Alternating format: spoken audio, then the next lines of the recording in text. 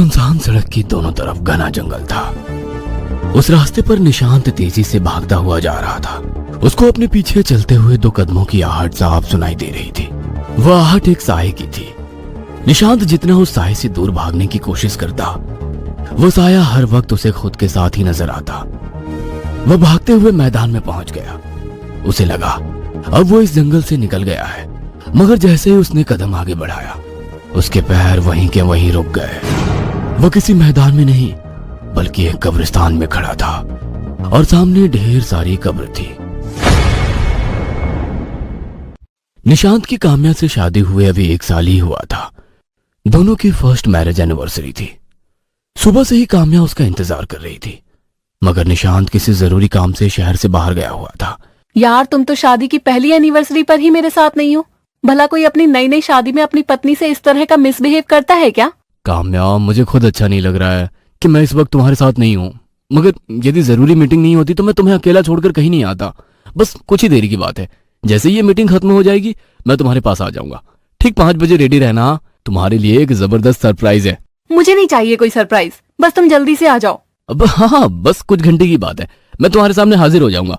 कहते हुए निशांत ने फोन रख दिया और वो जिस मीटिंग के लिए आया था उस मीटिंग में आने वाले क्लाइंट का इंतजार करने लगा। देर तक वो उस क्लाइंट का इंतजार कर रहा था, मगर क्लाइंट नहीं आया। वो उसके ऑफिस के बाहर चक्कर लगा रहा था। जैसे ही उसने घड़ी देखी, दोपहर के 2 बज चुके थे। ये विराट सर की खुद की तो शादी हुई नहीं है, मगर लगता है आज मेरी शादी तुड़वा कर रहेंगे। मीटिंग सुबह 11 बजे शुरू होनी थी, दोपहर के 2 बज चुके हैं। उनका कोई पता ही नहीं है। मुझे नहीं लगता कि मैं रात को 9 बजे से पहले काम्या के पास पहुंच पाऊंगा। निशांत खुद से ही बातें कर रहा था कि विराट वहां आ गया और दोनों विराट के केबिन में जाकर मीटिंग करने लगे। जैसे ही मीटिंग खत्म हुई, घड़ी में 6 बज रहे थे। अरे, आज तो घर पहुंच पाऊंगा तब तक मेरी एनिवर्सरी खत्म हो जाएगी। कैसे भी करके 12 बजे से पहले मुझे काम्या के पास पहुंचना होगा। सोचते हुए निशांत स्पीड में कार चलाने लगा, मगर ट्रैफिक के कारण उसकी कार तेज नहीं चल पा रही थी। आज मुझे शॉर्टकट लेना ही होगा, वरना समय पर घर नहीं पहुंच पाऊंगा। सोचते हुए उसने गाड़ी हाईवे से सुनसान सड़क की ओर डाल दी। सुनसान सड़क पर कुछ दूर तक कुछ गाड़ियां आती जाती नजर आ रही थी, मगर जैसे ही अंधेरा गिरने लगा, सड़क पर आवाजाही ना के बराबर हो गई। दोनों तरफ कोई स्ट्रीट लाइट भी नहीं थी, सिर्फ निशांत की कार की हेडलाइट की रोशनी सड़क पर दिखाई दे रही थी। कुछ देर पहले तो इस सड़क पर थोड़ी बहुत हलचल भी थी, मगर अब तो पूरी रोड सुनसान है। कहीं मैं रास्ता तो नहीं भटक गया? मुझे गूगल मैप ऑन करना ही होगा। खुद से बातें करते हुए जैसे ही निशांत ने अपना मोबाइल अपने हाथों में लिया तो उसने देखा मोबाइल पर काम्या के 2 मिस कॉल थे। वह काम्या को फोन लगाने लगा तो उसके मोबाइल में नेटवर्क ही नहीं थी। शिट यार, इसमें तो नेटवर्क ही नहीं है। इसका मतलब गूगल मैप भी नहीं चलेगा। काश थोड़ा बहुत नेटवर्क होता तो मैं किसी को अपनी लोकेशन शेयर करके मदद मांग लेता, मगर अब तो इस सड़क पर आगे जाने के अलावा कोई रास्ता ही नहीं है। हो सकता है यही सड़क आगे जाकर हाईवे से मिल जाए। निशांत अंधेरे में धीरे धीरे अपनी गाड़ी आगे बढ़ाने लगा। तभी अचानक उसकी गाड़ी की हेडलाइट ऑन ऑफ होने लगी। हेडलाइट की दिक्कत को इग्नोर करते हुए निशांत धीरे धीरे आगे बढ़ रहा था। कुछ दूर जाकर हेडलाइट बंद हो गई। चारों तरफ अंधेरा था। निशांत ने गाड़ी बंद करके दोबारा चालू करके हेडलाइट चालू करने की कोशिश की। 1-2 बार बंद चालू होकर हेडलाइट चालू हो गई थी। हेडलाइट चालू होने के बाद जैसे ही निशांत की गाड़ी कुछ दूर चली थी, उसे बीच जंगल में एक व्यक्ति सड़क के किनारे बैठा हुआ नजर आया। बीच जंगल में ऐसे किसी को देख निशांत को हैरानी हुई। इस बीच जंगल में कौन बैठा हो सकता है? लगता है कोई लकड़हारा होगा जिसे मदद की जरूरत होगी। गाड़ी रोककर पूछ लेता हूँ, हो सकता है वो यहाँ से निकलने का रास्ता बता दे। सोचते हुए निशांत ने अपनी कार उसी व्यक्ति के पास लाकर रोक दी। जैसे ही गाड़ी रुकी, वो व्यक्ति जोर जोर से रोने लगा। उसके रोने से निशांत डर गया, मगर फिर भी कार का गेट खोलकर उसके करीब गया और कंधे पर हाथ रखकर बोला, क्या हुआ भाई? क्यों परेशान हो? कोई मदद की जरूरत है क्या? निशांत की आवाज सुनकर वो पीछे पलटा और रोते रोते जोर से हंसने लगा। हंसते हुए उसका चेहरा बहुत ही भयानक लग रहा था। सर पर लगी हुई चोट से बहता हुआ खून सूख चुका था, जिस पर कुछ मक्खियां भिनक रही थी। शरीर पर जगह जगह घाव के निशान थे, जिन पर कीड़े चल रहे थे। उसका ये रूप देखकर निशांत की चीख निकल गई। वह तेजी से भागने लगा और भागते हुए अपनी कार के करीब पहुंच गया। वो इंसान था या कुछ और? जो कोई भी था, थैंक गॉड मैं बच गया। कहते हुए उसने जैसे ही अपनी कार का गेट खोला, कार की पिछली सीट पर वही व्यक्ति बैठा हुआ था। निशांत अपनी कार को छोड़कर वहां से भागने लगा। उसको अपने पीछे चलते हुए 2 कदमों की आहट साफ सुनाई दे रही थी। वो आहट एक साये की थी। निशांत जितना उस साये से दूर भागने की कोशिश करता, वो साया हर वक्त उसे खुद के साथ ही नजर आता। वो भागते हुए मैदान में पहुंच गया। उसे लगा वो जंगल से निकल गया है, मगर जैसे ही उसने कदम आगे बढ़ाया, उसके पैर वहीं के वहीं रुक गए। वो किसी मैदान में नहीं, बल्कि एक कब्रिस्तान में खड़ा था और सामने ढेर सारी कब्रें थी। उसके पैर वहीं पर जम गए। उसे समझ नहीं आ रहा था कि वो किस ओर जाए। पीछे भयानक साया और सामने कब्रिस्तान। डर के कारण तेजी से कांपने लगा। तभी उसे लगा किसी ने उसके कंधे पर हाथ रखा है। उसने पीछे मुड़कर देखा तो वही साया उसके बिल्कुल करीब खड़ा था। उस साये ने उसे तेजी से धक्का दिया और निशांत एक कब्र के ऊपर जा गिरा। जैसे ही वो गिरा, कब्र में से 2 हाथ निकलकर बाहर आए और उन्होंने निशांत को पकड़ लिया। निशांत खुद को छुड़ाने के लिए बेचैन हो रहा था। वो उन हाथों की पकड़ से छूटकर तेजी से भागने लगा। देर तक भागने के बाद उसे महसूस हुआ कि वो जहां खड़ा था वही है। उसके आसपास चमगादड़ मंडराने लगे। पास ही पेड़ पर बैठा हुआ उल्लू रो रहा था। ऐसा कैसे हो सकता है? मैं कब से भाग रहा हूँ और यहाँ से हिला भी नहीं। अचानक मौसम बदलने लगा। तेज हवा चलने लगी। बिजली कड़क रही थी। तभी कब्र से निकला हुआ हाथ निशांत की ओर बढ़ रहा था। दूसरी तरफ वो साया ठीक उसके सामने खड़ा था। पसीने से लथपथ निशांत को अब भगवान याद आने लगे थे। वह कब्रिस्तान के बीचों बीच खड़ा होकर हनुमान चालीसा पढ़ने लगा। जय हनुमान ज्ञान गुण सागर, जय कपीसति लोक उजागर। आधी अधूरी बोलते हुए वो हनुमान चालीसा पढ़ रहा था। वो हाथ जो कब्र से बाहर निकले थे, उन हाथों ने अब निशांत के पैरों को पकड़ लिया था। वो हाथ उसे पैरों से घसीटते हुए कब्र के अंदर ले गए। निशांत जोर से चीखने लगा। जैसे ही वो चीखा, वो वापस उसी जंगल में था जहां उसकी कार थी और सामने वही साया खड़ा था। निशांत को अब समझ में आ गया था कि उसके साथ जो कुछ भी हो रहा है वो सब एक छलावा है, मगर वो उस छलावे से कैसे निपटे ये कुछ समझ नहीं आ रहा था। तभी उसे ध्यान आया कि उसकी माँ ने पिछले वर्ष नवरात्रि की पूजा करके माताजी की चुनरी और ताबीज उसे आशीर्वाद के स्वरूप प्रदान किया था। मगर उसने अपनी माँ की बात को हंसी में टालते हुए वो ताबीज और चुनरी कार के डैशबोर्ड में ही छोड़ दी थी। वो भागते हुए कार के करीब गया और हड़बड़ाते हुए उसने जैसे ही डैशबोर्ड खोला, सामने ही माताजी की चुनरी और ताबीज रखी थी। उसने माताजी की चुनरी को उठाकर अपनी आंखों से लगाया और ताबीज व चुनरी अपने गले में डाल दिया। फिर ड्राइविंग सीट पर बैठकर जंगल से बाहर निकलने की कोशिश करने लगा। वो साया अभी भी उसकी गाड़ी के साथ साथ ही चल रहा था। उसने जैसे ही गाड़ी को रोकने की कोशिश की, उसको जोरदार झटका लगा। वह कार से बहुत दूर जाकर गिर गया। बैक व्यू मिरर से उसने देखा, वो साया अब अदृश्य हो चुका था। वहां पर कोई नहीं था। तभी उसके फोन पर काम्या का फोन आया। निशांत के मोबाइल में नेटवर्क आ चुका था। निशांत ने तुरंत ही गूगल मैप ऑन किया और उस जंगल से निकलकर हाईवे पर आ गया। आज भी निशांत जब शहर जाता है तो जंगल वाले शॉर्टकट को देखकर उसे पसीने आ जाते हैं। बड़े से आलीशान घर के मास्टर बेडरूम में सो रही मोनालिसा की जब रात को नींद खुलती है तो देखती है कि उसके कमरे की सीलिंग पर एक भयानक साया लटक रहा है, जिसके चेहरे से खून की बूंदें टपक रही थी। वो धीरे धीरे मोनालिसा के करीब आने लगा। यह दृश्य देखकर मोनालिसा पूरी तरह पसीने से लथपथ हो गई। उसके पूरे चेहरे पर इतना पसीना था कि मानो अभी मुंह धोकर आई हो। सोहन शहर का जाना माना बिजनेसमैन था। उसकी कंपनी में कई सारे लोग काम करते थे।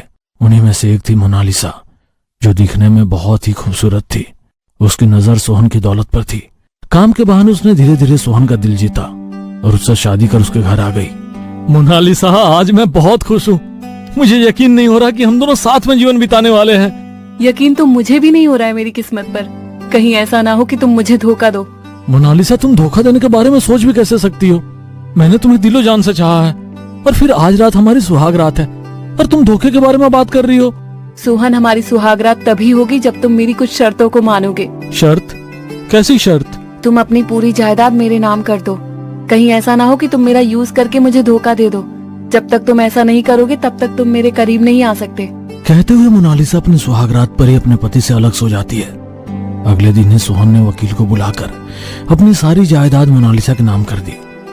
मोनालिसा अब सोहन के साथ बहुत अच्छे से रहती थी, मगर अपने मन में सोहन को अपने रास्ते से हटाने का सोचने लगी। एक रात उसे मौका मिल ही गया। जब घर में कोई नहीं था उसने सारे नौकर को छुट्टी दे दी। देर रात जब सोहन ऑफिस से घर लौटा तो पूरे घर में अंधेरा था। सिर्फ उसके कमरे में हल्की हल्की रोशनी नजर आ रही थी।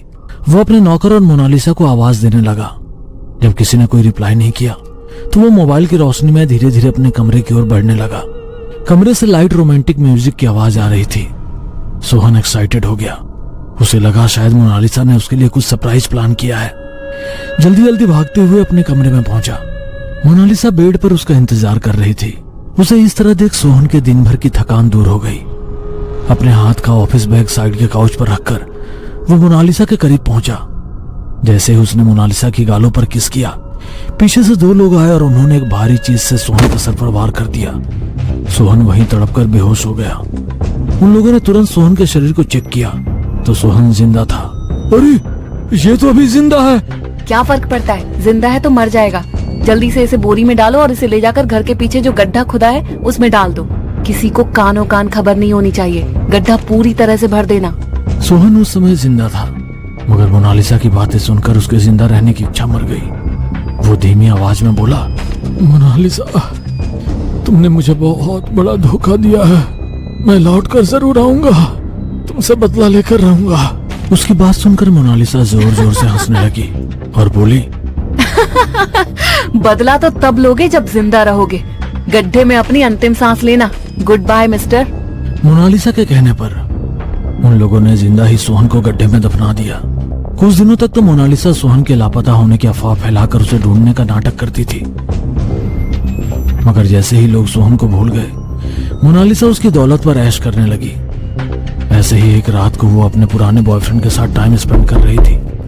तभी उसके कमरे के दरवाजे पर दस्तक दी। दोनों हैरान हो गए क्योंकि घर में उन दोनों के अलावा और कोई नहीं था। रूम के दरवाजे पे दस्तक कौन कर रहा है? घर पे तो कोई नौकर भी नहीं है। कोई नहीं है, तुम्हें गलतफहमी हुई होगी, चलो सो जाते हैं। कहते हुए उसने मोनालिसा को अपनी बाहों में लेकर पलंग पर चला गया। तभी मोनालिसा को कांच में किसी की परछाई नजर आई। उसने अपने फ्रेंड को धक्का देकर खुद से दूर किया और दरवाजा खोलकर चेक किया तो दरवाजे पर कोई नहीं था। वो लौटकर वापस अपने पलंग पर आकर लेट गई। जैसे ही उसे नींद लगने लगी, ऐसा लगा किसी का हाथ उसके ऊपर है। उसे लगा उसके दोस्त का हाथ होगा। वो हाथ उठाकर अपने ऊपर से हटाने लगी तो वो हाथ उसके हाथ में आ गया। डर के कारण वो उठ बैठी और उसने लाइट ऑन की तो देखा सामने सोहन बैठा था। उसकी आंखों की जगह काले गड्ढे और चेहरे और सर पर लगी चोट के कारण बहता हुआ खून नजर आ रहा था। उसने डर के कारण आंखें बंद कर ली और तभी कुछ टूटने की आवाज आई। उसने जैसे ही आंखें खोली तो सामने कोई नहीं था। एक काली बिल्ली उसके पलंग पर बैठी हुई थी।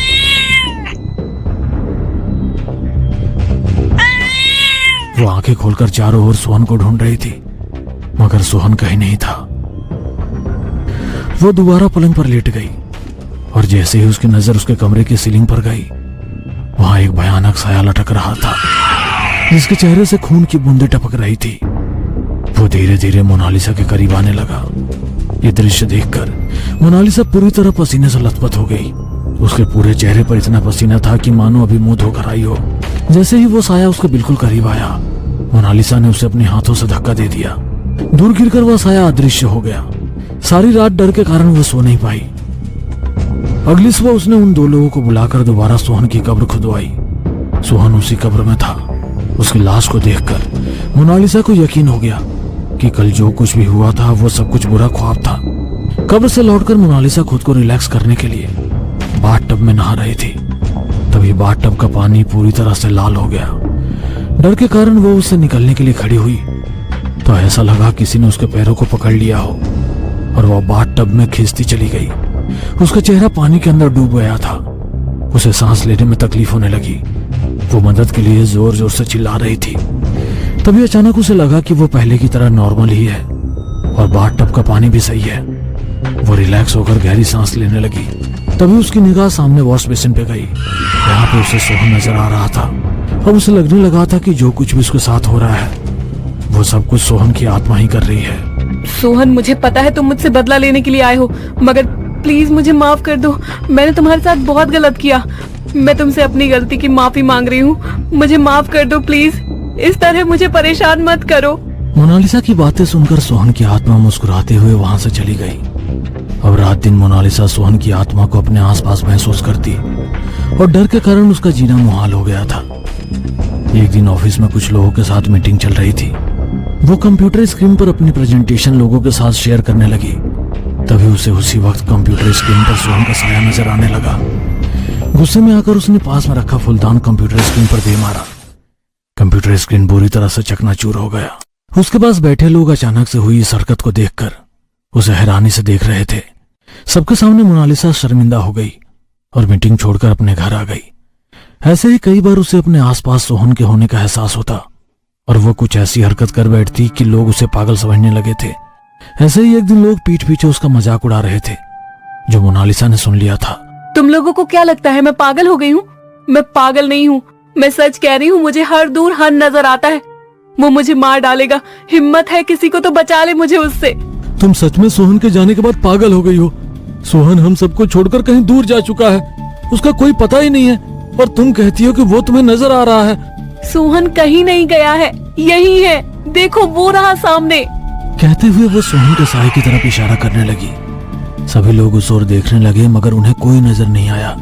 अरे कोई नहीं है वहाँ, तुम्हारा वहम होगा। मेरा वहम नहीं है बल्कि हकीकत है। मैंने अपने इन्हीं हाथों से सोहन को मारा है और वो मुझसे बदला लेने वाला है। तुम्हें मुझ पर यकीन नहीं है ना, तो चलो मेरे साथ। कहते हुए मोनालिसा अपने दोस्त को अपने साथ सोहन की कब्र पर ले जाती है, जहाँ पर वो गड्ढा खोदकर उन लोगों को सोहन की लाश दिखाती है और अपना जुर्म कबूल करती है। तभी अचानक ही वहाँ का मौसम बदल जाता है। तेज हवाओं के साथ तेजी से बिजली कड़कने लगती है। अब सोहन का साया सभी को नजर आता है। यही तो मैं चाहता था कि तुम अपना जुर्म कबूल कर लो। तुमने अपना जुर्म कबूल कर लिया, अब तुम्हें सजा मैं दूंगा। कहते हुए वो मोनालिसा को घसीटते हुए उसी कब्र में डाल देता है। मिट्टी खुद ब खुद उस गड्ढे को भर देती है। मोनालिसा खुद को बचाने के लिए जोर जोर से चिल्लाती है, मगर कोई भी उसे नहीं बचाता। उस दिन के बाद से सोहन की आत्मा किसी को भी नजर नहीं आई।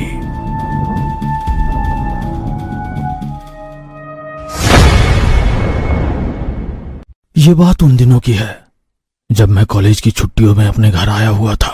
मैं अपने कमरे में तकियों को बाहों से लपेटे अपनी गर्लफ्रेंड से बात कर रहा था। तभी मुझे रोहन के कमरे से चीखने की आवाज आई। छोड़ दो मुझे, मैं कहता हूँ छोड़ दो, वरना मैं किसी को भी जिंदा नहीं छोड़ूंगा, किसी को भी नहीं। रोहन की आवाज सुनकर मैं जैसे ही उसके कमरे में गया, मेरे पैरों तले जमीन खिसक गई। मेरे भाई रोहन को चाचा जी और मेरे पिताजी पकड़े हुए थे।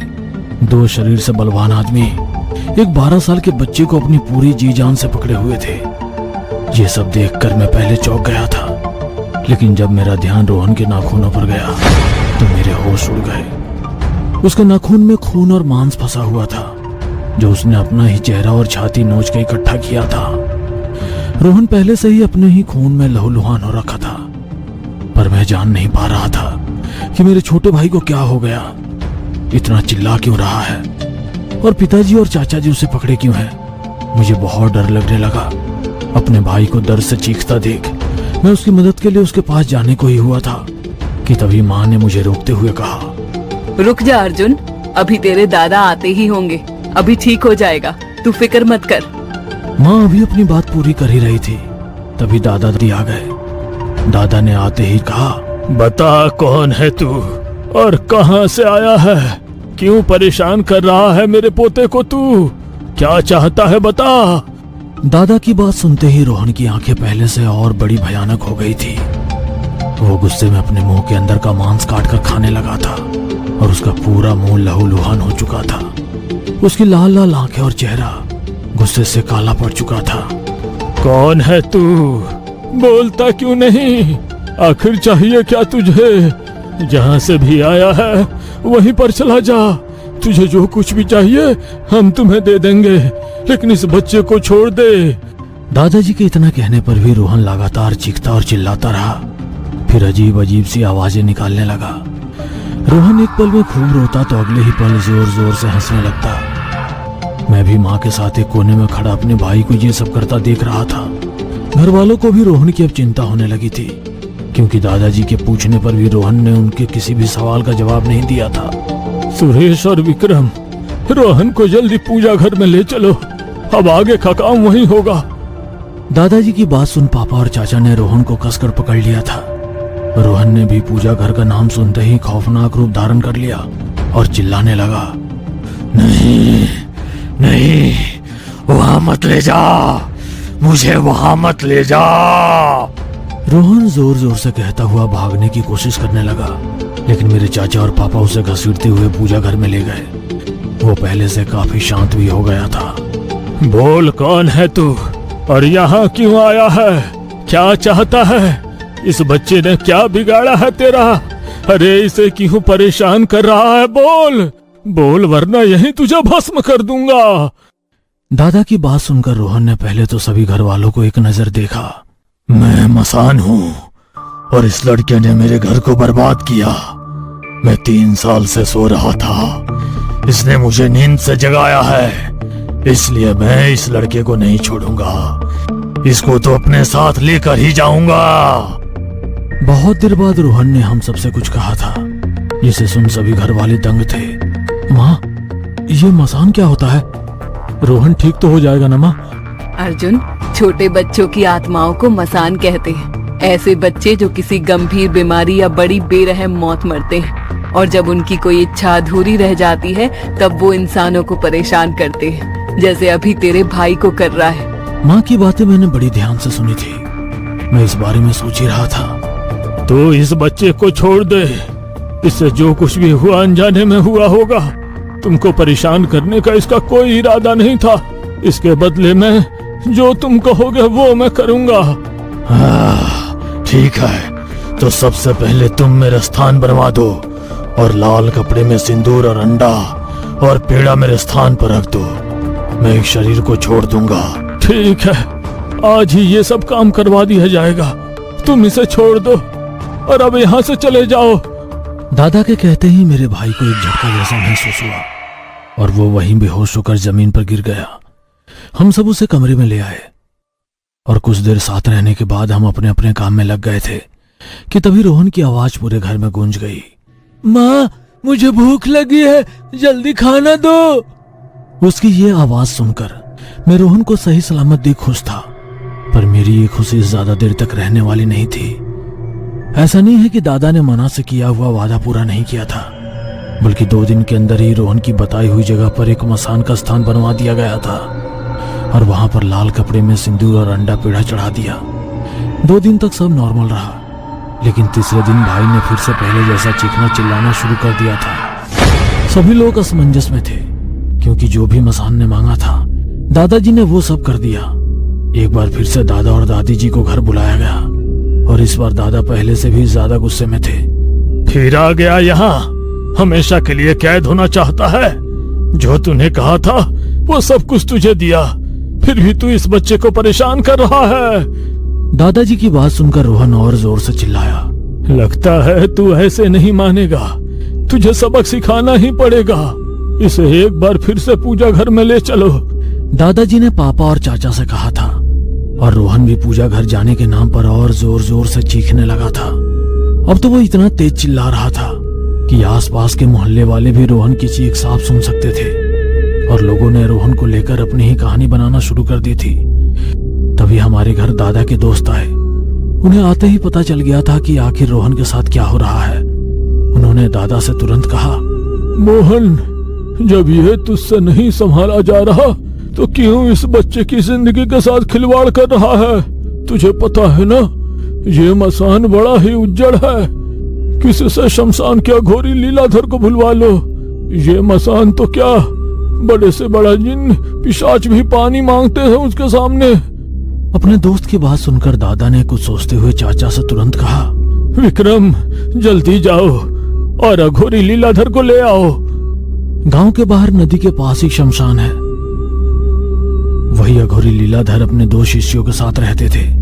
मेरे चाचा शमशान पहुंचकर रोहन की तकलीफ उन्हें बता दी। अघोरी लीलाधर भी हमारी मदद के लिए तैयार हो गए थे।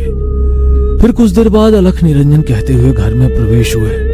दादा ने अघोरी लीलाधर को देखते ही उन्हें प्रणाम किया और अपने दिल की बात बता दी, जिसे सुनकर अघोरी लीलाधर ने कहा, चिंता ना करें, मैं अभी उस दुष्ट को यहाँ से भगा देता हूँ, बस थोड़ा सा सब्र रखिए। इतना कहकर अघोरी लीलाधर आंख बंद करके ध्यान में बैठ गए। फिर कुछ देर बाद अघोरी लीलाधर ने आंखें खोली और कहा, मुझे महसूस हो रहा है कि आसपास कोई और भी दुष्ट आत्मा है जिसके इशारे पर यह सब हो रहा है। लेकिन चिंता की कोई बात नहीं, जिस बच्चे को ये दुष्ट परेशान कर रही है उसे लेकर आओ। लीलाधर की बात सुनकर चाचा और पापा रोहन को अघोरी लीलाधर के सामने ले आए थे। अघोरी लीलाधर ने मेरे भाई रोहन का हाथ पकड़ा और पूछा, बोल कौन है तू और यहाँ क्यों आया है? इस बच्चे को क्यों परेशान कर रहे हो? बोल वरना। अघोरी लीलाधर ने पूछते हुए कुछ मंत्र बुदबुदाए थे। तभी मेरा भाई चिल्लाने लगा। अघोरी ने तुरंत ही शमशान की सिद्ध की हुई भभूति रोहन के माथे पर लगाते हुए कहा, अगर अपनी भलाई चाहता है तो बिना हिले डुले सीधा बैठा रहे और जो कुछ मैं पूछूं उसका ठीक ठीक जवाब देना, वरना तुझे हमेशा के लिए एक बोतल में कैद कर दूंगा। अघोरी की आवाज में ना जाने क्या था। मेरा छोटा भाई बिल्कुल शांत हो गया। नहीं नहीं, ऐसा मत करना, मैं सब सच बताऊंगा। बोल कौन है तू और इस बच्चे को क्यों परेशान कर रहा है? जब तुझे तेरा स्थान और भोग मिल गया था तो फिर क्यों लौट कर आया? मैं मसान हूं, मैं अपनी मर्जी से नहीं आया। मेरा स्थान और भोग मिलने पर मैं तो चला गया था, लेकिन ये सब एक पिशाच देख रहा था जो मेरे स्थान के बगल में ही रहता है, जिसने मुझे ये सब करने के लिए मजबूर किया है। बोला अगर उसकी बात नहीं मानी तो मुझे कैद कर लेगा और मेरे हाथों मासूम बच्चों को मरवाएगा। मैं तो खुद भी एक बच्चा हूँ, मेरा भी मन खेलने कूदने का करता है। मैं किसी की जान लेना नहीं चाहता।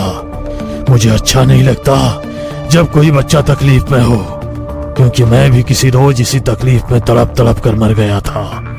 वो पिशाच ताकतवर है, मैं उससे मुकाबला नहीं कर सकता हूँ। मसान की सारी बातें सुनने के बाद अघोरी लीलाधर ने घर वालों से कहा, तुम एक मिट्टी का कलश, नींबू, सिंदूर और लाल कपड़ा ले आओ। मैं पहले इस मसान को आजाद करता हूँ, फिर उस पिशाच को देखूंगा। मेरे चाचा जाकर सामान ले आए। अघोरी लीलाधर ने मेरे छोटे भाई को लौंग द्वारा बने एक घेरे में बिठाया और नींबू काट कर रख दिया। फिर मिट्टी के कलश में अंडा पेड़ा रख के मन ही मन मंत्र पढ़ने लगा। अचानक मेरा भाई बेहोश हो गया और योगी लीलाधर ने कलश को लाल कपड़े से बांधकर उसे सिंदूर से रंग दिया। फिर सबको सुनाते हुए कहा, अब तुम्हारा बच्चा सुरक्षित है। इस मसान को मैंने इस कलश में कैद कर दिया है और इसे मैं नदी में डुबो दूंगा। कल शाम को मैं एक ताबीज कर दूंगा जो इसके गले में बांध देना, फिर इसे कोई भी दुष्ट आत्मा परेशान नहीं करेगी। अघोरी लीलाधर अभी बोल ही रहे थे कि तभी मैंने पूछा, तो बाबा उस पिशाच का क्या होगा? मेरी बात सुनकर सबकी नजरें मुझे ही देखने लगी थी और बाबा ने मुस्कुराते हुए कहा, तुम उसकी चिंता मत करो, उसका इलाज मैं उसके स्थान पर जाकर करूंगा, छोड़ूंगा नहीं उसे। बाबा की बात सुनकर मैंने अपना सिर नीचे कर लिया और सभी लोग अघोरी लीलाधर का धन्यवाद करने लगे। दूसरे दिन अघोरी लीलाधर ने मेरे भाई के गले में एक ताबीज बांध दिया और उसी रात मैं अघोरी लीलाधर का पीछा कर उसी जगह पर पहुंच गया था जहां पर मेरे भाई को भूत बाधा हुई थी। मैंने देखा कि पहले तो अघोरी लीलाधर ने उस स्थान पर चारों तरफ लौंग से घेरा बनाया और अपने एक शिष्य को उसके अंदर बैठने को कहा। घेरे के अंदर बैठने से शिष्य डर रहा था, पर उसे अपने गुरु पर पूरा भरोसा था। फिर जैसे ही उसने घेरे में कदम रखा तो उसका शरीर कांपने लगा। उसकी आंखों की पुतलियां सफेद हो गई थी। वो किसी खूंखार जानवर की तरह चिल्ला रहा था, चीख रहा था, तू मुझे कैद करने आया है? तू जानता भी है मैं एक पिशाच हूँ। तेरे जैसे को तो मैं तड़पा तड़पा कर मार डालता हूँ। पिशाच ने अघोरी लीलाधर से कहा था, पर अघोरी ने पिशाच की सारी बातें एक कान से सुन दूसरे से निकाल दी थी और कुछ मंत्र बुदबुदाते हुए शमशान की सिद्ध करी हुई राख उस पर छिड़कने लगे थे, जिससे घेरे के अंदर बैठे उस शख्स के जिस्म पर जख्म बन गए थे, जिससे खून निकलने लगा था। वो अब दर्द में और तड़पने लगा था। पिशाच को दर्द में तड़पता देख अघोरी ने मंत्रों का उच्चारण और तेज कर दिया, जिसे सुन अघोरी के अंदर बैठा शख्स दर्द से जमीन पर रेंगने लगा था।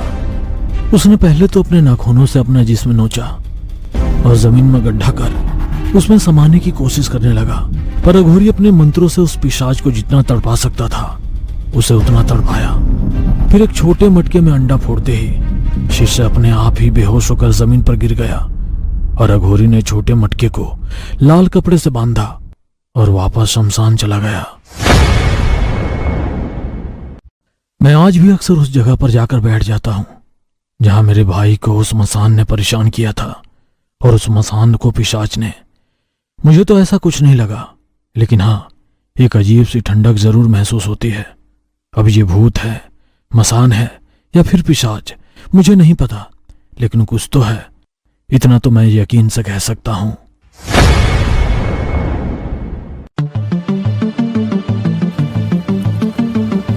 हरियाणा के अरावली पहाड़ों में पुलिस को अभी अभी एक अज्ञात लाश की खबर मिली थी।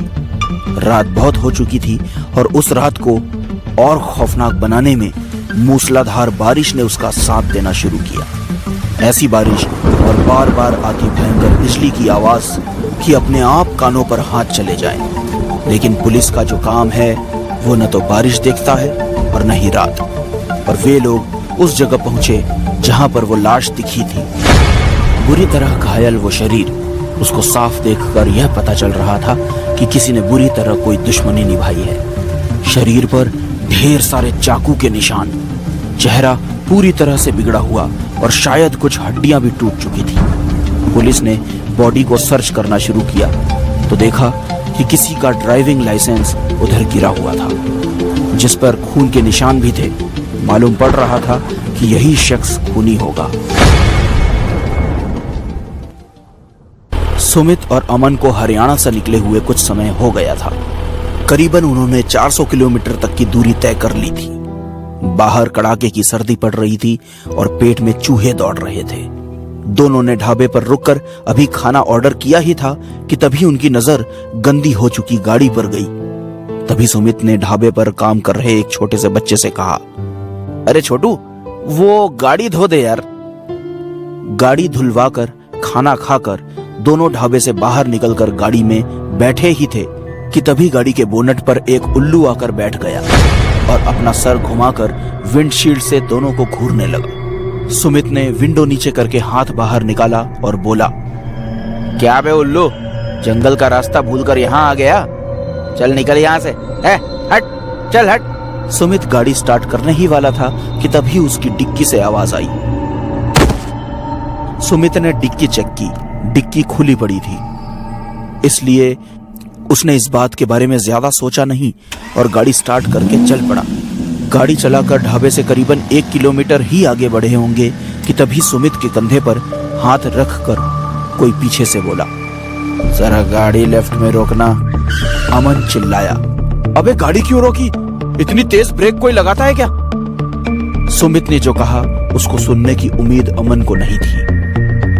भाई, किसी ने पीछे से मेरे कंधे पर हाथ रखकर गाड़ी साइड में लगाने के लिए कहा। हाँ, पीछे भूत बैठा है ना, चल हट, साइड में आ, मैं गाड़ी चलाऊंगा। रात की उतरी नहीं है तेरी अब तक लगता है। अमन ने सीट बदलकर गाड़ी ड्राइव करना शुरू किया। बाहर पड़ रही ठंड इतनी बढ़ रही थी कि अब वो उस सर्दी को अंदर भी महसूस कर पा रहे थे और अमन ने गाड़ी का ब्लोअर ऑन कर दिया। अभी कुछ ही दूर गए होंगे कि इस बार अमन ने ब्रेक मारे। अब तुझे क्या हुआ बे? यार, किसी ने मुझे भी पीछे से कहा, जरा ब्लोअर मिडिल में करना। सुनसान सड़क, घंघोर कोहरा और अगल बगल के जंगल से आती आवाजें उनकी इस सिचुएशन को और भी डरावनी बना रही थी। दोनों बात कर ही रहे थे कि गाड़ी की छत पर जोर से कुछ गिरने की आवाज आई। दोनों एक दूसरे का मुंह देखने लगे कि अब क्या नई मुसीबत आने वाली है। फिर भी हिम्मत करके जब दोनों उतरे तो सर के बेहद करीब से एक उल्लू उड़ता हुआ गया और पास के पेड़ के एक शाख पर जाकर बैठ गया। देखकर लग रहा था कि मानो वो उन्हें ही देखकर आवाज कर रहा हो। भाई, ये वही उल्लू है क्या जो शुरू में हमारी गाड़ी पर आकर बैठ गया था? पता नहीं यार, पर ये उल्लू हम लोगों को इतना घूर क्यों रहा है? उस उल्लू से ध्यान हटाकर जब गाड़ी की छत पर देखा तो कुछ नहीं था, पर वहां पर एक डेंट जरूर था। दोनों की समझ में नहीं आया कि यह हुआ क्या था, पर बिना ज्यादा दिमाग लगाए वो गाड़ी के अंदर बैठे ही थे कि इस बार आवाज पीछे से आई। दोनों ने हिम्मत कर दोबारा गाड़ी से बाहर निकल कर देखा तो एक पिछली बार की तरह गाड़ी के पीछे वाले हिस्से में भी बस एक डेंट के अलावा कुछ भी नहीं था। वो दोनों इधर उधर देख ही रहे थे कि गाड़ी की सामने की तरफ से इस बार एक जोरदार आवाज आई। सुमित और अमन दोनों दौड़कर आगे गए तो देखा कि एक डेंट गाड़ी के आगे भी था और इस बार भी आसपास कोई नहीं था। वो दोनों ये सोच ही रहे थे कि उनके साथ आखिर हो क्या रहा है। तभी गाड़ी की छत पर आकर वो उल्लू बैठ गया। उन्होंने तभी अपनी गाड़ी में से एक पानी की बोतल निकाली और जंगल में भागे। अमन, मुझे तो कुछ बहुत बड़ी गड़बड़ लगती है, चल आसपास कुछ जगह ढूंढते हैं। करीबन 300 मीटर ही अंदर गए होंगे, परंतु उनकी सांसें फूलने लगी। रुककर हांफते हुए पानी की एक बोतल से पानी पीने के लिए मुंह ऊपर किया ही था कि देखा कि डाल पर वही उल्लू बैठा हुआ था। सुमित, ये कहां फंसा दिया तूने मुझे? ये उल्लू हमारा पीछा ही नहीं छोड़ रहा है। अमन, जंगल की तरफ भागते हैं और इस बार रुकना नहीं है। दोनों बिना पानी पिए ही जंगल के अंदर भागे। थोड़ी दूर पर उन्हें एक बल्ब जलता हुआ दिखाई दिया। उस रोशनी की ओर जब वो आगे बढ़े तो देखा कि उधर एक छोटा सा मकान था। सुमित और अमन को ये चीज अजीब लगनी चाहिए थी, लेकिन वो दोनों इतने डरे हुए थे कि ये छोटी सी रोशनी भी उनको कंफर्टेबल फील करवा रही थी। घर के सामने पहुंचे तो देखा कि उसके आगे के गेट पर ताला लगा हुआ था। तभी सुमित बोला, भाई बरामदे का दरवाजा खुला हुआ है और उधर लाइट भी दिख रही है, क्यों ना आज रात यहीं गुजार लें? हाँ, जगह तो डरावनी है, पर उस गाड़ी वाली जगह से तो बेहतर ही है। साथ ही साथ इधर लाइट भी है। दोनों ने वहीं रात गुजारने की सोची। चारों तरफ घना जंगल, जंगल में रात का सन्नाटा, कीड़ों की आती लगातार आवाज। दोनों चुपचाप उधर बैठे थे और यही सोच रहे थे कि आखिर उनके साथ ये सब क्या हो रहा है। तभी अचानक टीन के छप्पर से एक जोरदार आवाज आई। दोनों ने एक दूसरे को देखा और तुरंत खड़े होकर आगे गए और घूमकर दोनों ने देखा तो वही उल्लू उन्हें घूर रहा था। वो दोनों उल्लू को भगाने की कोशिश कर रहे थे। उस पर 2-3 पत्थर भी फेंक कर देखे, लेकिन सारी कोशिशें बेकार। अब इस वक्त अमन बहुत तंग आ चुका था। पिस्तौल निकाल, उड़ा दे इस साले उल्लू को। सुमित ने निशाना लगाया और गोली चलाई। अंधेरे में यह तो नहीं दिखा कि क्या गोली उल्लू को लगी, पर वो उल्लू वहां से उड़कर जंगल की ओर चला गया। सुमित और अमन चैन की सांस ले ही रहे थे कि तभी सुमित का फोन बजा। फोन की आवाज सुनते ही अमन इतना डर जाता है कि सुमित को बुलता है, साले तुझे कहा था ना अपना फोन बंद रखना, मरवाएगा साले, चल ऑफ कर ये फोन अपना। सुमित ने तुरंत अपना फोन ऑफ किया। इतने में ही जो आवाजें उन्हें परेशान कर रही थी वो फिर से एक बार सुनाई दी। यहां रुके तो जानवर की मौत मारे जाएंगे, इससे अच्छा तो अपनी गाड़ी के ही पास जाते हैं। कड़ाके की ठंड में सुनसान जंगल से होते हुए दोनों एक मेन रोड के पास पहुंचते हैं तो उन्हें दूर दूर तक अपनी गाड़ी नजर नहीं आती है। ये ले, अब अपनी गाड़ी ही गायब हो गई है। गाड़ी छोड़, उस ढाबे पर चलते हैं जो यहां से 1 किलोमीटर दूर है। दोनों ढाबे पर पहुंचे तो उनकी गाड़ी वहीं खड़ी थी और साथ ही पुलिस की जीप भी। पुलिस की गाड़ी देख दोनों पलटकर जाने लगे कि ढाबे के उस बच्चे ने आवाज लगाई, अरे भैया, ये साहब आपसे बात करना चाहते हैं। डरे डरे से दोनों जब पुलिस के पास गए तो पुलिस ने पूछा, गाड़ी आपकी है? हाँ सर, हमारी ही है। तो ऐसे मेन रोड पर गाड़ी छोड़कर कहां चले गए थे? वो क्या है ना सर, हम जंगल में बाथरूम करने घुसे और जब वापस आए तो देखा गाड़ी वहां थी ही नहीं। पुलिस ने उनके पेपर्स और ड्राइविंग लाइसेंस सब चेक किए और कहा कि अब वो वहां से जा सकते हैं। गाड़ी में घुसने से पहले उन्होंने गाड़ी की छत, आगे वाला और पीछे वाला हिस्सा देखा और साथ ही में उसकी डिक्की भी सब कुछ चेक कर ली। दोनों इस सोच में डूब गए कि गाड़ी में पहले जो डेंट थे वो अब नए जैसे लग रहे थे। खैर पुलिस वहां बैठी ही थी, इसलिए दोनों ने वहां ज्यादा समय नहीं लगाया।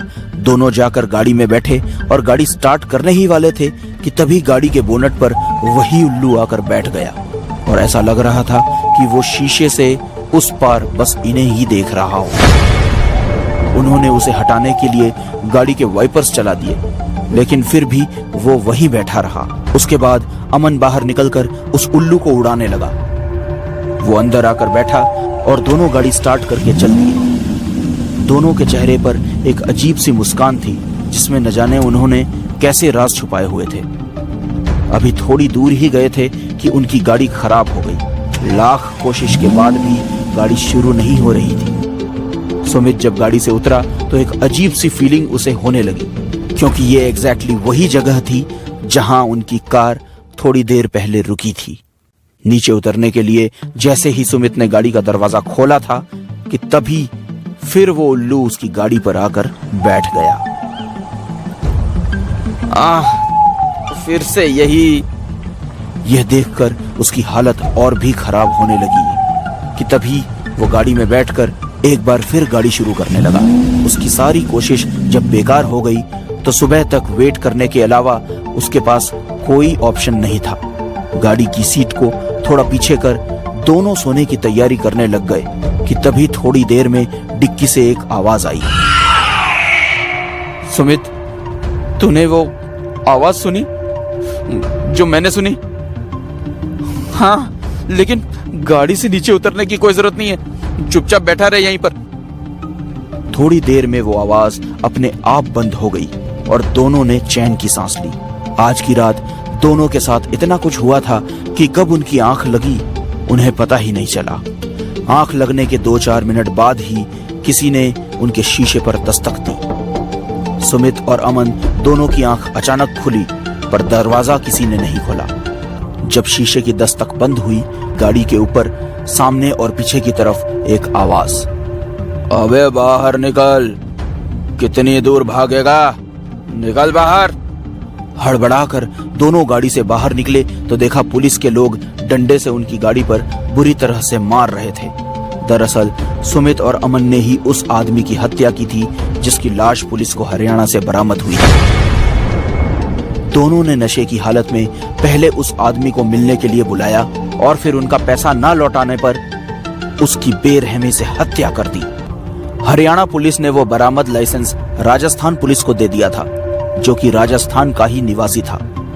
लास्ट लोकेशन देखकर राजस्थान पुलिस ने दोनों को गिरफ्तार कर लिया। सुमित और अमन पुलिस की गाड़ी में बैठे थे और जब नजर अपनी गाड़ी की छत पर गई तो उस आदमी की लाश दिखी जिसके ऊपर वो उल्लू बैठा हुआ था।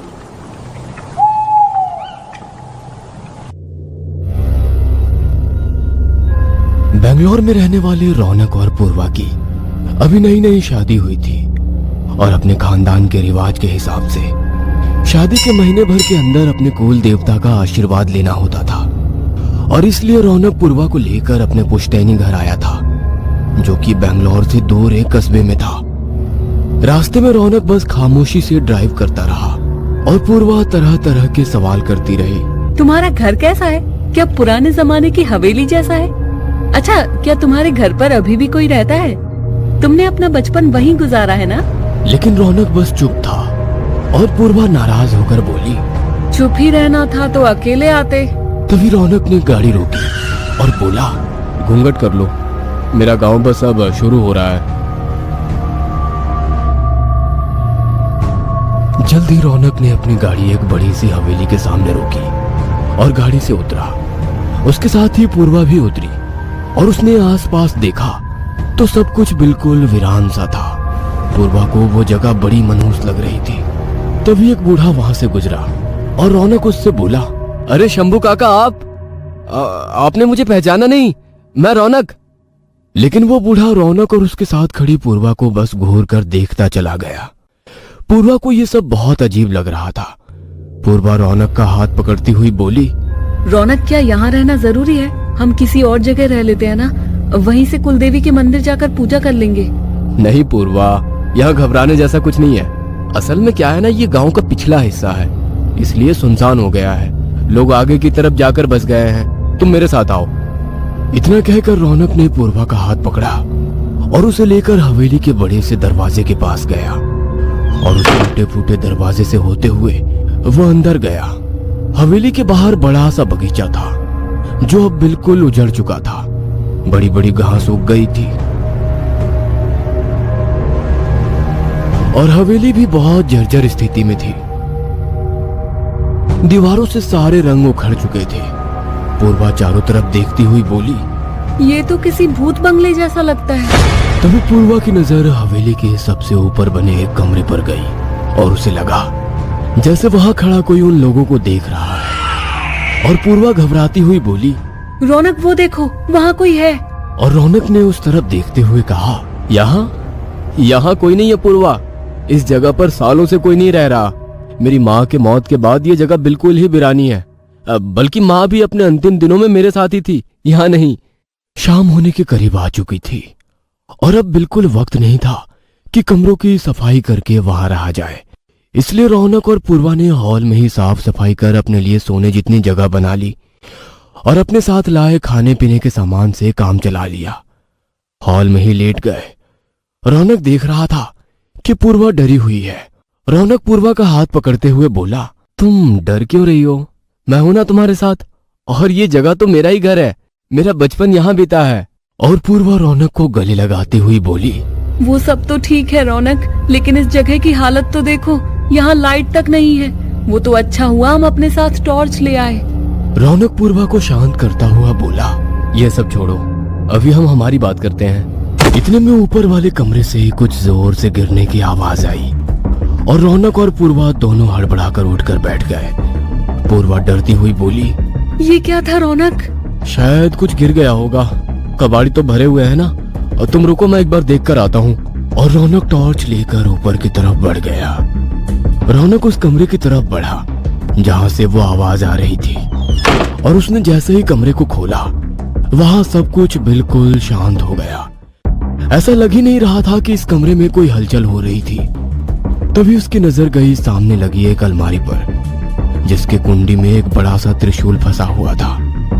रौनक उस तरफ बढ़ा और उसने धीरे से त्रिशूल को खींचकर देखते हुए कहा, ये त्रिशूल यहाँ क्यों है? तभी उसे पूर्वा की चीख की आवाज सुनाई दी और वो भागता हुआ नीचे की तरफ बढ़ा।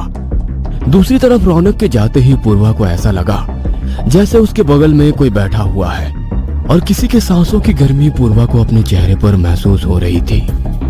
पूर्वा ने चौंकते हुए अपने बगल में देखा तो कोई नहीं था। पूर्वा धीरे से बोली, कौन है यहाँ? उसको लगा जैसे उसके कान में कोई बोला है, तुम्हारी मौत। ये सुनकर पूर्वा चीख पड़ी और पूर्वा के चीख की आवाज से रौनक भागता हुआ उसके पास आया। क्या हुआ पूर्वा, तुम चीखी क्यों? पूर्वा अजीब तरह से मुस्कुराकर बोली, कुछ नहीं रौनक, मुझे ऐसा लगा जैसे यहाँ कोई बिल्ली थी। तुम आओ ना, तुम लेट जाओ, मैं तुम्हारे पैर दबा देती हूँ, तुम बहुत थक गए हो। उसके बाद पूर्वा ने रौनक को जबरदस्ती लिटा दिया और उसके पैर दबाने लगी और बड़े प्यार से रौनक की तरफ निहारने लगी। रौनक मुस्कुराकर बोला, क्या बात है पूर्वा, तुम्हारा ये रूप, इसके बारे में मुझे नहीं पता था। हाँ, अभी तो तुम देखते जाओ मेरे कितने रूप हैं। तुमने मुझे मेरा रूप दिखाने का मौका ही कहाँ दिया। रौनक आंख बंद करके लेट चुका था और पूर्वा अजीब नजरों से रौनक की तरफ देखकर मुस्कुरा रही थी। अगली सुबह जब पूर्वा जागी तो उसने देखा हवेली का हिस्सा काफी साफ सुथरा हो चुका था और रौनक वहां नहीं था। तभी उसकी नजर अपने सामान पर पड़ी। उसका बैग खुला हुआ था और उसकी सारी चीजें बिखरी हुई थी। साथ ही साथ उसकी शादी का वो दुपट्टा जो मंदिर जाने के लिए लेकर आई थी वो पूरा जला हुआ था। ये क्या हुआ? तभी उसे बाहर से रौनक की आवाज आई, पूर्वा, क्या तुम जाग चुकी हो? अब जल्दी जाकर नहा लो, हमें मंदिर के लिए निकलना है। और पूर्वा उस दुपट्टे को वापस बैग में रखते हुए नहाने के लिए चली गई। पूर्वा के जाते ही उसका बैग का चेन अपने आप खुल गया और उसके सारे सामान निकलकर इधर उधर बिखर गए और पूर्वा की शादी से जुड़ी सारी चीजें धू धू करके जलने लगी। उधर से गुजरते हुए रौनक ने जब ये सारी चीजें देखी तो वो हैरान रह गया। उसने जल्दी जल्दी किचन से पानी लाकर आग को बुझाया और बोला, ऐसे कैसे हो गया? तभी उसने देखा सामने से मुस्कुराते हुई पूर्वा आ रही है। पूर्वा, ये सब कैसे हो गया? दरअसल किचन में जो माचिस रखी थी ना, वो सील गई थी, तो बस मैं जला जला कर देख रही थी, तो शायद यहाँ कोई चिंगारी चली गई होगी और मेरा ध्यान नहीं गया होगा। एनीवेज ये सब चीजें इम्पोर्टेंट नहीं है, सामान ही तो है। चलो ना, थोड़ी देर तुम और मैं बाहर बैठते हैं। रौनक पूर्वा के इस अजीब बिहेव पर हैरान था, लेकिन वह चुपचाप पूर्वा के साथ चला जा रहा था। बाहर दरवाजे के पास लगे बड़े से आईने के सामने से गुजरते हुए रौनक के कदम जहाँ थे वहीं थम गए, क्योंकि उसने देखा कि आईने में उसकी परछाई तो दिख रही है, लेकिन पूर्वा नहीं दिख रही थी। रौनक कभी घबराकर पूर्वा की तरफ देखता, कभी आईने की तरफ। तभी पीछे से उसे पूर्वा की आवाज सुनाई दी। ओह गॉड, ये क्या हुआ रौनक? मेरी चीजें कैसे जल गई? रौनक ने घबराकर पीछे देखा तो उसने पाया कि पूर्वा परेशान सी अपनी चीजों को देख रही है। रौनक भागता हुआ उसके पास गया। तुम यहाँ हो तो मेरे साथ कौन था? तुम्हारे साथ? मैं तो अभी नहा कर आई हूँ। मुझे लगता है तुम सही कह रही थी पूर्वा, यहाँ कुछ तो गड़बड़ है, क्योंकि पहले कल रात जिस तरीके से तुमने मेरे साथ बिहेव किया और फिर अभी। कल रात को तो मुझे याद ही नहीं, तुम्हारे जाने के बाद हुआ क्या? शायद माँ जो कहती थी सही कहती थी। एनीवे पूर्वा, जल्दी चलो, हमें यहाँ से अभी के अभी निकलना होगा।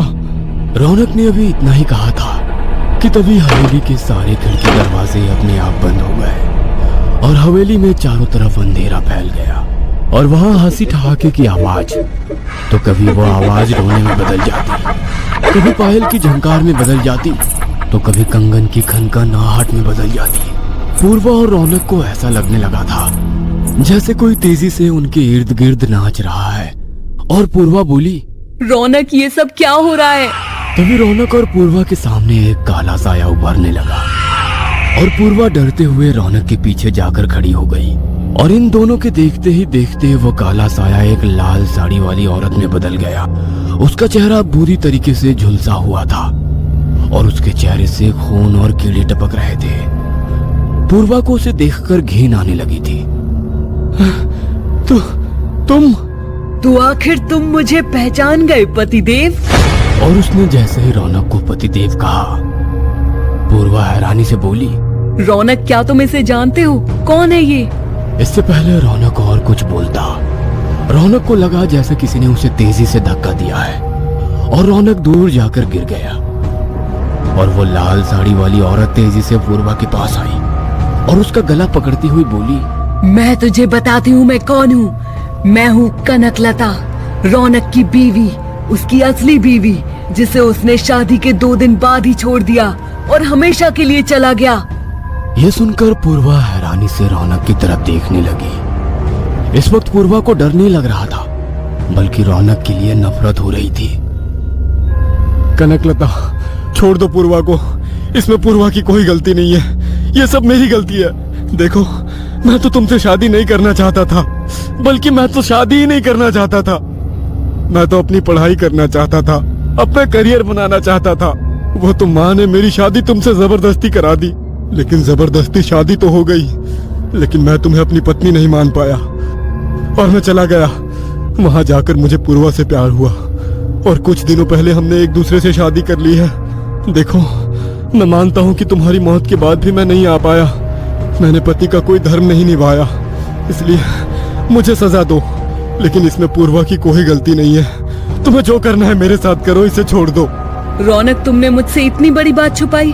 पूर्वा, तुम भी मुझे माफ कर दो, मुझे तुमसे ये सब नहीं छुपाना चाहिए था, लेकिन मेरे लिए ये सब चीजें इम्पोर्टेंट नहीं थी, क्योंकि मेरा और उसके बीच पति पत्नी वाला कोई संबंध नहीं था, बल्कि मैं तो शादी के 2 दिन बाद ही यहाँ से चला गया था। उसके कुछ दिन बाद मुझे माँ का फोन आया कि रसोई में खाना बनाते हुए कनकलता के साड़ी में आग लग गई और उस आग में जलकर वो मर गई। लेकिन मेरे अंदर इतना गुस्सा भरा था कि मैं नहीं आया कुछ दिनों बाद ही माँ का फोन आया कि हवेली में कुछ अजीबोगरीब चीजें हो रही है और माँ अभी यहाँ नहीं रहना चाहती थी और मेरे पास आ गई। वहाँ आकर कुछ समय बाद माँ की भी मौत हो गई और फिर मेरा यहाँ आना कभी नहीं हुआ। लेकिन मैं ये नहीं समझ पाया कि माँ किस अजीब गरीब चीजों की बात कर रही थी। कनकलता रौनक को गुस्से में घूरते हुई बोली, साड़ी में आग लगने से मेरी मौत नहीं हुई रौनक, बल्कि तुम्हारे घर वालों ने मुझे मारा था, क्योंकि उन्हें जब लगा कि मैं उन लोगों की पोल पट्टी खोल दूंगी सबके सामने कि तुम मुझे बीवी की तरह नहीं अपनाते और इन लोगों ने धोखे से हमारी शादी करवाई है, तो इन लोगों की बदनामी होगी और इसलिए तुम्हारी माँ ने अपने नौकरों के साथ मिलकर मुझे जलाकर मार डाला था और मेरी लाश को मेरे ही कमरे की अलमारी में बंद कर दिया था। गांव में अफवाह फैला दी कि मैं भाग गई हूँ। मैंने उन नौकरों की जान तो ले ली अपने बदले के लिए, लेकिन तुम्हारी माँ उससे पहले यहाँ से भाग गई और जाते जाते वो त्रिशूल के जरिए मुझे उस अलमारी में कैद कर गई। लेकिन जब तुमने त्रिशूल को निकाल कर मुझे आजाद किया तो अब होगा मेरा बदला पूरा।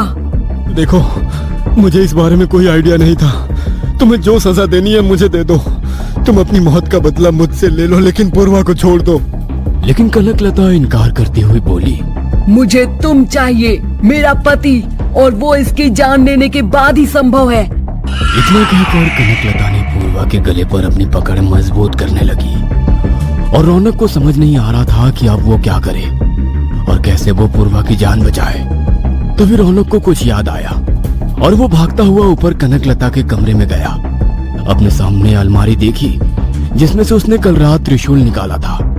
रौनक ने जैसे ही उस अलमारी को खोला, उसमें से सड़ी गली हड्डियां एक कपड़े में लिपटी हुई बाहर गिरी, जिससे साफ पता चल रहा था कि ये कनकलता की हड्डियां है और कनकलता शायद अब तक इसलिए भटक रही थी क्योंकि उसे मुक्ति नहीं दी गई थी। रौनक ने बिना देर किए उस कमरे के फर्नीचर और लकड़ियों को जमा किया और उसकी लाश में आग लगा दिया। जैसे ही कनकलता की हड्डियों में आग लगी, वो धूं धूं करके जलने लगी। नीचे पूर्वा पर कनकलता की पकड़ ढीली पड़ गई और चीखने लगी। कनकलता की चीख से वह हवेली ही नहीं, पूरा गांव कांपने लगा था। देखते ही देखते वो आग कमरे से निकलकर पूरी हवेली में फैलने लगी। रौनक भागता हुआ नीचे आया तो उसने देखा कि नीचे पूर्वा बेहोश पड़ी है और आग इससे पहले कि पूरी हवेली तक फैल जाती, रौनक ने पूर्वा को अपनी बाहों में उठाया और हवेली से लेकर भाग गया। कुछ ही देर में वह पूरी हवेली किसी चिता की तरह धूं धूं करके जलने लगी और रौनक ऊपर आसमान की तरफ देखते हुए बोला, तुम्हारे साथ जो हुआ उसका मुझे अफसोस है कनकलता, लेकिन मुझे उम्मीद है अब तुम्हें मुक्ति मिल जाएगी। मैंने एक पति होने का दायित्व निभाया है और तुम्हें अग्नि के हवाले कर दिया है। तुम्हारी आत्मा को शांति मिले। इतना कहकर रौनक पूर्वा को लेकर गाड़ी में पिछली सीट पर लेटाया और बिना पीछे मुड़े ही शहर की तरफ लौट गया। थोड़ी देर बाद पूर्वा को होश आया और वो पिछली सीट पर उठकर बैठ गई। रौनक ने पूछा, तुम्हें होश आ गया? तुम अच्छा महसूस कर रही हो अब? इतना बोलते ही रौनक की नजर सामने लगे कांच पर पड़ी, क्योंकि सामने मिरर में वो अपना चेहरा तो देख पा रहा था, लेकिन पूर्वा उसे नहीं दिख रही थी। जैसे ही रौनक ने पीछे पलटकर देखा, पूर्वा के होठों पर एक गहरी मुस्कुराहट थी। अचानक सामने से आती ट्रक से रौनक की गाड़ी की जोरदार टक्कर हुई और उसकी गाड़ी खाई में गिर गई और पीछे से आवाज गूंजी, अब मेरा बदला पूरा हुआ है और अब मिली है मुझे मुक्ति पतिदेव।